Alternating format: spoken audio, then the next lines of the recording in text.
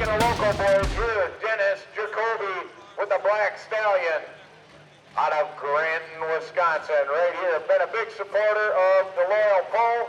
Now he's going to try his hand on the track. Denny Jacoby right here, the Black Stallion.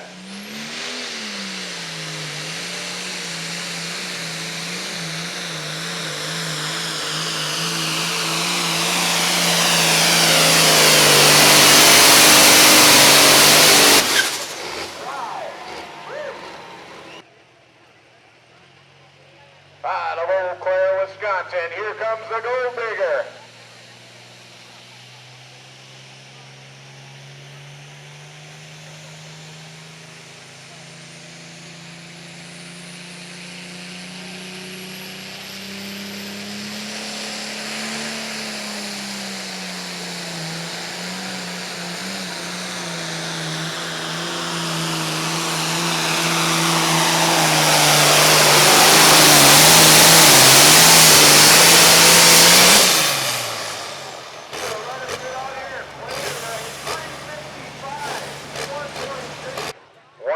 Kids tractor pole, kids pedal pole, I should say, and then 12 to 6.